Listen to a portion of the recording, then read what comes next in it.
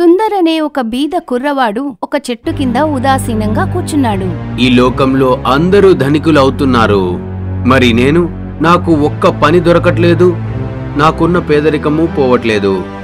తన పేదరికాన్ని గుర్తు చేసుకుంటూ సుందర్ ఆ చెట్టు కింద ఉదాసీనంగా కూర్చున్నాడు. అప్పుడు వీర్ సింగ్ మహల్ అతనికి కనిపించింది. రాజా వీర్ సింగ్ జీవితం ఎంత సంతోషంగా సాగుతుంది. అతనికి కావలసినవి అన్ని ముందుకొస్తాయి, కానీ నాకు ఏమీ రావు, దరిద్రం తప్ప. తన పేదరికాన్ని తిట్టుకుంటూ ఇంటికి సాగుతాడు. అక్కడ వాళ్ళ అమ్మ దామిని కుంపటి మీద వంట చేస్తూ కనిపిస్తుంది. ఏంటి బాబు, ఏమన్నా పని దొరికిందా? లేదమ్మా. సుందర్కి ఎప్పుడూ పని దొరకలేదు. ఎప్పుడు నగరానికి వెళ్ళినా కూడా అక్కడ్నుంచి ఆ మహల్ వైపు చూస్తూ ఉంటాడు. ఒకరోజు రాజకుమారి బయట కూచుని ఉండగా రాజుగారు ఆమె దగ్గరికి వస్తారు. బిడ్డా, నీకు పెళ్లి చేయాలని నిశ్చయించాను నేను. కాని దానికంత తొందరేముంది? అమ్మా, నీకు ఎలాంటి వరుణ్ణి తీసుకురావాలనుకుంటున్నానంటే అతను జీవితంలో నిన్నెప్పుడు బాధ పెట్టనివాడు. కాని నాన్నగారు, నాకు నచ్చిన వాణ్ణి పెళ్లి చేసుకోవాలనుకుంటున్నా. నీ కాబోయే వరుడు ఎలా ఉండాలనుకుంటున్నావో అది నాకు కూడా చెప్పమ్మా. అతను చాలా అందమైనవాడు, ఇంకా నిజాయితీపరుడు అయ్యి ఉండాలి. ఓహో, అలాగా. అయితే ఈ రాజ్యంలో ఉన్న అందమైన గుణవంతుణ్ణి నీ ముందుకు తీసుకొచ్చి పెడతా. నేను తీసుకొచ్చిన వాళ్లలో నీకు ఎవరు నచ్చితే వాళ్లను నీకిచ్చి వివాహం చేస్తాను. సరే నాన్నగారు, కానీ ఒక పందెం ఉంది. షరత ఏంటది? నేనది పెళ్ళైనప్పుడు మాత్రమే చెప్తాను. ఆ పందెం ఎవరు గెలుచుకుంటాడో ఆ రాకుమారుడే నన్ను పెళ్లి చేసుకోగలుగుతాడు. మరుసటి రోజు నుంచి అందమైనవాడు నిజాయితీపరుడు కోసం రాజుగారు వెతకటం మొదలు పెడతారు. వినండి వినండి వినండి, మహారాజు గారు రాజకుమారికి పెళ్లి చేయాలని నిర్ణయించారు. వారు ఒక అందమైన నిజాయితీపరుడైన యువకుడిని వెతుకుతున్నారు. వినండి వినండి వినండి. రాజుగారు చేసిన ప్రకటన నగరమంతా అందరూ వింటారు. దాని గురించే చర్చ. కొన్ని రోజుల తర్వాత రాజుగారు అస్వస్థకి గురవుతాడు. అమ్మా, నా చివరి కోరిక, నేను చనిపోయే ముందే నీకు వివాహం కావాలి. నాన్నగారు, మీ ఆరోగ్యం బాలేదు, ముందు దాన్ని కుదుట పడినివ్వండి. అమ్మా, నేను ఇంకెక్కువ కాలం బ్రతుకుతాని నమ్మకం లేదు. అందుకే చాలా తొందరగానే నీకు నచ్చిన షరతులు ఒప్పుకునే యువకుడితోనే పెళ్లి చేద్దాం. రాజుగారు చెప్పటం వల్ల రాకుమారి పెళ్లికి సిద్ధమవుతుంది. మరుసటి రోజు చాలా అందమైన కుర్రవాళ్లు సభకి వస్తారు. యువకుడా, నీ పేరేంటి? నా పేరు రమేష్ అండి. ఎలాగైనా రాజకుమారి నన్ను ఇష్టపడి నన్ను పెళ్లి చేసుకోవాలి. ఇక ఆ తర్వాత నా అదృష్టం పండినట్టే. రాకుమారి రెండో కుర్రాడితోటి అడుగుతుంది. మరి నీ పేరేంటి? నా పేరు సురేష్ రాజకుమారి. ఒకవేళ రాజకుమారి నన్ను ఇష్టపడితేనా ఇక ఈమె ఆస్తిపాస్తులన్నీ నావి. ఇక తర్వాత మజానే మజా. బీదవాడు అయినా కూడా సుందరు ఆ సభకి హాజరయ్యాడు. కాని సుందర్ మాత్రం దురాశపరుడు కాదు. నీ పేరేంటి? నా పేరు సుందరమ్మాయి గారు. సుందర్ మనసులో ఇలా అనుకుంటాడు. నేను అందంగా ఉన్న నమ్మకమైన వ్యక్తిని, కానీ నా దగ్గర అంత సామర్థ్యం ఏముంది? రాజకుమారి నన్ను పెళ్లి చేసుకునే అదృష్టం ఉందా? ఏం జరుగుతుందో. మహల్కి వచ్చిన అందరి కుర్రాళ్లు కూడాను చాలా దురాశతోటి రాకుమారిని డబ్బుల కోసం మాత్రమే పెళ్లి చేసుకోవాలన్న దురాలోచనతోటి ఉన్నారు ఆ కుర్రవాళ్లందరూను. మీ అందరికీ ఈ విషయము తెలిసే ఉంటుంది. నేను అందమైనవాణ్ణి, నిజాయితీపరుణ్ణి పెళ్లి చేసుకోవాలనుకుంటున్నా. అవును రాజకుమారి, మాకు తెలుసు. మీరందరూ అందంగానే ఉన్నారు, కానీ మీలో నా పందెం ఎవరు గెలుస్తారో వారిని మాత్రమే పెళ్లి చేసుకుంటాను. మేమందరం మీ షరతులు వినడానికి సిద్ధంగానే ఉన్నాం రాకుమారి. అలాగైతే ఇక్కడ్నించి 2 మైళ్ల దూరంలో చందన్పూర్ అనే గ్రామం ఒకటుంది. అక్కడ ఎర్రచందనం బాగా దొరుకుతుంది. మీలో అందరికన్నా ఎక్కువ ఎర్రచందనం ఎవరు తెస్తారో మొదటి పందెం వాళ్లు గెలిచినట్టు లెక్క. ఆ కుర్రవాడు మొదటి పందెం గెలిచినట్టు అవుతుంది. ఆ పందెం గురించి విన్న కుర్రవాళ్లందరూ చందన్పూర్కి బయలుదేరతారు. చందన్పూర్లో ప్రతి ఇంట బయట ఎర్రచందనం బాగా కనిపిస్తుంది. అరే వా, ఇక్కడ చాలా గంధపు చెక్కలున్నాయి. ఇక్కడ నుంచి నేనే చాలా ఎక్కువ గంధపు చెక్కలు తీసుకుని వెళ్తా. రాజకుమారి మొదటి షరతు చాలా సులభంగా ఉంది. నేనే ఇక్కడ నుంచి చాలా ఎక్కువ గంధపు చెక్కలు తీసుకెళ్తాను. ఇలాగ ఆలోచించి కుర్రవాళ్ళందరూ ఎర్రచందనం తీసుకోవడానికి బయలుదేరతారు. ఒక ఇంటి నుంచి బీద దీపక్ బయటికొచ్చి ఇలా అంటాడు. ఆగండి, మా దగ్గరున్న ఈ కట్టెలు మీరు తీసుకెళ్లొద్దు. ఏంటి? మీకు నా 2 చేతులెత్తి నమస్కరిస్తున్నాను. మీరు ఈ కట్టెలు తీసుకెళ్లకూడదు. అలా ఏం కుదరదు. వీటిని తీసుకుని వెళ్ళడం మాకు చాలా అవసరం. చూడండి, ఈ కట్టెలే మాకు జీవనాధారం. ఇవి లేకపోతే మాకు తిండి లేదు. దయచేసి తీసుకెళ్ళకండి. నా పిల్లలకు ఆకలైతే తిండుండదు, చచ్చిపోతారు. అరే ఆగర్భ దరిద్రుడా, ఒకవేళ నాకు రాజకుమారితో పెళ్లి అయితే అప్పుడు నీకు నేను ఉచితంగా జీవితాంతం భోజనం పెడతా. ఇప్పుడు జరిగెక్కడి నుంచే. అక్కడికి చాలా మంది బీదవాళ్లు వచ్చేస్తారు. అలా చెయ్యొద్దు బాబు. ఈ చందనాన్ని తీసుకెళ్లొద్దు. ఇది ఎర్ర చందనం కాదు, ఇది మా జీవితం. అలా చెయ్యకండి. ఓసే ముసలే, ఇంకా ఎంతకాలం బతకాలనుకుంటున్నావు? లేలే పక్కలే. సుందర్ తప్ప మిగతా వాళ్ళు ఎర్రచందనాన్ని తీసుకెళ్ళటానికి చూస్తూ ఉండగా ముసలాయన అంటాడు. ఒకవేళ మీది ఇదే చివరి నిర్ణయం అయితే ఆ చెక్కలు తీసుకెళ్ళడానికంటే ముందు మీరు మా శవాల మీద నుంచి వెళ్లాల్సి ఉంటుంది. ఓస్ అంతేనా? అయితే తీసుకో ముసలోడా. అందరి కుర్రవాళ్లు గ్రామస్తులని కొడతారు.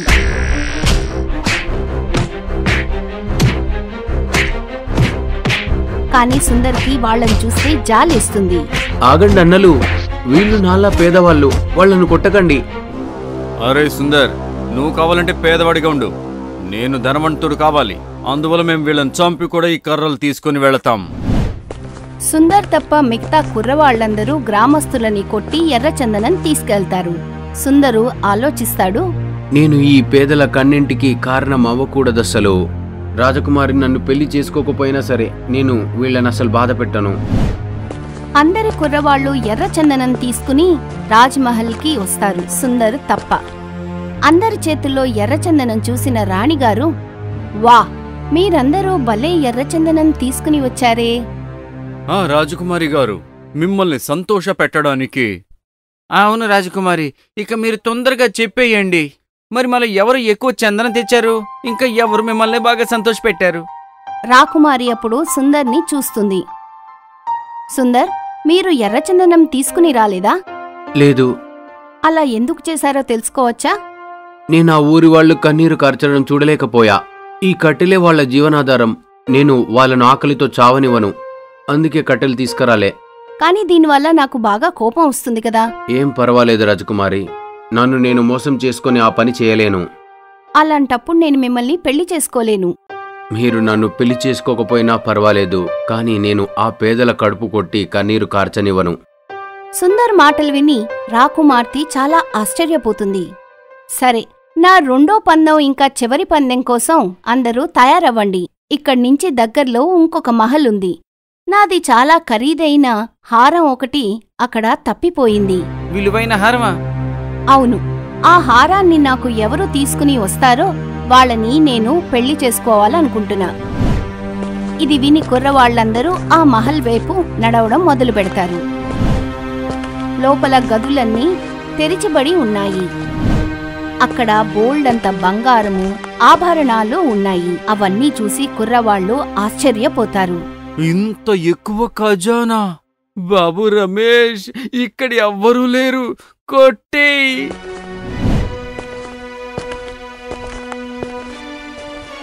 సురేష్, తొందరగా ఈ సంపదలన్నీ తీసుకెళ్లి నీ ఇంట్లో పెట్టేసేయ్. ఇక రాజకుమారి పోగొట్టుకున్న హారం గురించే ఉంది. అచ్చం అలాంటి హారమే నేనైతే బజార్ నుంచి కొనుక్కొని తీసుకెళ్తా. రాజకుమారి సంతోషిస్తుంది, ఇక నేను సంతోషిస్తా. సుందర్ తప్ప మిగతా కుర్రవాళ్లందరూ ఖజానాల్లోంచి దొంగతనం చేసి వెళ్తారు. సుందర్ మాత్రం ఇలాగా ఆలోచిస్తాడు ఖజానాని చూసి. ఈ సంపద రాజ్యంలోని అందరిది. ఈ విషయం గురించి నేను తప్పకుండా రాజకుమారికి చెప్పాలి. ఇలాగాలోచించి సుందర్ అక్కడున్న ఖజానాని ముట్టుకోకుండా రాణివారి హారం కోసం వెతుకుతాడు. కాని సుందర్కి హారం దొరకదు. మిగతా కుర్రవాళ్లందరూ దొంగిలించిన సొమ్ముని వాళ్ల ఇళ్లల్లో దాచి రాణివారి కోసం కొత్త హారాన్ని కొని తీసుకుని వెళ్తారు. ఇది చూడండి రాజకుమారి, మీరు పోగొట్టుకున్న హారం. ఆగండి రాకుమారి, మీరు పోగొట్టుకున్న అసలైన హారం నా దగ్గరుంది, ఇది తీసుకోండి. అరే ఆగు తమ్ముడు, మరి అది అసలైందైతే మరి ఇదేంటి? ఇదే అసలైన హారం రాకుమారి. అందరూ వాళ్ళు తీసుకొచ్చిన హారాలతో రాణిగారిని పెళ్లి చేసుకోవాలని ఆలోచిస్తారు. సుందర్ మాత్రం ఉత్తి చేతులతోటి వస్తాడు. సుందర్, నువ్వు నా హారం తీసుకుని రాలేదా? క్షమించండి రాజకుమారి, నేను భవనం అంతా చూశాను, నాకు మీ హారం దొరకలేదు. నేను చాలాసేపు వెతికి చూశాను, కానీ మీ హారం అస్సలు దొరకలేదు. రాజకుమారి, హారం నా దగ్గరుంటే ఇతనికి ఎలా దొరుకుతుంది? ఇదే మీ అసలైన హారం. అరే, నీ చేతిలో అసలైన హారం ఉంటే మరి నా చేతిలో ఉన్న ఇదేంటి? రాకుమారి, ఇదే అసలైన హారం, కానివ్వండి, త్వరగా నన్ను వరుడుగా ఎంచుకోండి. రాజకుమారి, మీరు పెట్టిన అన్ని షరతుల్లో నేను ఓడిపోవచ్చు. వీళ్ళలో మీరు ఎవరినైనా పెళ్లి చేసుకోండి, కానీ నాదొక విన్నపము. అలాగే చెప్పండి. ఆ భవనంలో నేను చాలా సంపద చూశాను. అది ఈ రాజ్యం యొక్క సంపద, అందుకే దాన్ని ఒక జాగ్రత్తగా ఉండే ప్రదేశంలో ఉంచండి. అందరి చేతుల్లో హారాలు చూసి రాజకుమారి నవ్వి ఇలా చెప్పడం మొదలుపెట్టారు రాణివారు. ఆ హారం నాది కాదు. ఇలా చెప్పడం విని అందరూ విస్తుపోయారు. అసలు నాకెటువంటి హారం పోలేదు. నేను మీతో అబద్ధం చెప్పాను. మీరందరూ మహల్కి చేరుకున్న తర్వాత మీరందరూ అక్కడ ఏమి చేస్తూ ఉన్నారో మీ అందర్నీ మేము గమనిస్తూనే ఉన్నాం. నాకు మీ అందరిలో చాలా నిజాయితీపరుడు, అత్యాశ లేనివాడిని నేను పెళ్లి చేసుకోవాలనుకున్నా.